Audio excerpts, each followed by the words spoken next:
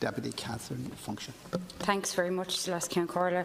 First of all, this is my first opportunity to speak on this issue since the passing of the referendum, so I just want to welcome that and just, I suppose, reflect on how important that decision was and how significant it was.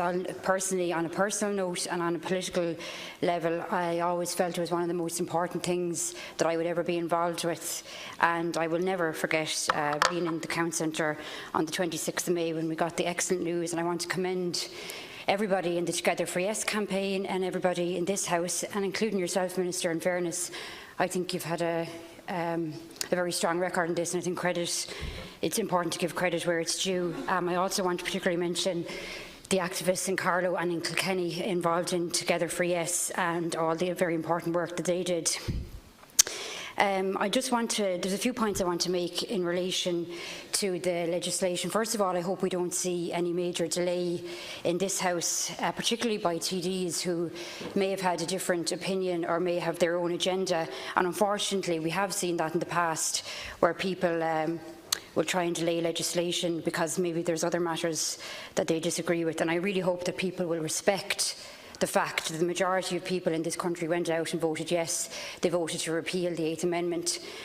So I hope that they will, in the very least, respect that and ensure that the legislation passes in a timely manner, because we had told loads of stories in this chamber when we were talking about the referendum about women who had to travel to England and women who are accessing abortion pills online, and of course that is still the reality for those women today. So it's very important that we always bear that in mind and get this passed as quickly as possible. Personally, I want to make a few comments in relation to the waiting period of 72 hours.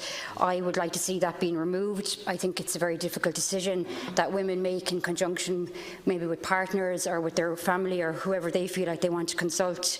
I don't think it's a decision they make lightly, and I don't think that will change after the 72 hours, and I think it may be a bit unfair.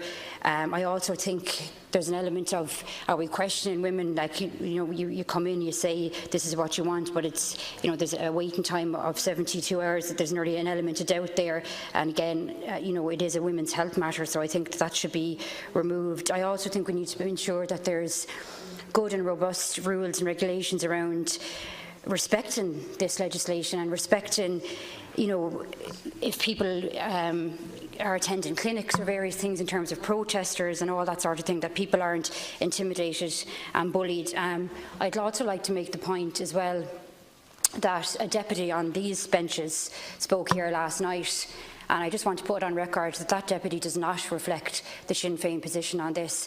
We have an excellent spokesperson in Deputy Louise O'Reilly who has always articulated our position very well, and just to have the record completely correct and clarified on that, that is who our spokesperson is, and let nobody be in doubt about that.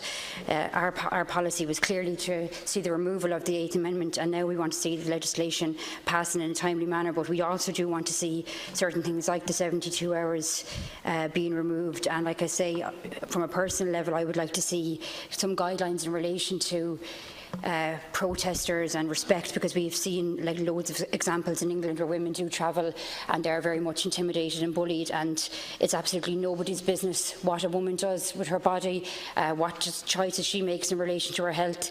Nearly, as I've said already, nearly every woman does this in consultation with a partner or with family members, so it's not appropriate for anybody else to be trying to sort of bully them into a different decision. That's really all I want to say on it, because I have made the point that we don't want to delay it, so I certainly don't want to be delaying it any further. But I just want to again stress the importance, or I suppose welcome how amazing it was that we did get the 8th Amendment removed, and I was very glad to play a part in that along with a lot of other people. And I would again appeal to deputies who, they know who they are, they have a history of delaying legislation in this Dáil, and maybe that they will actually remember that nearly 70% of the Irish people voted to repeal the 8th Amendment, and that they will respect that. Gurmagad.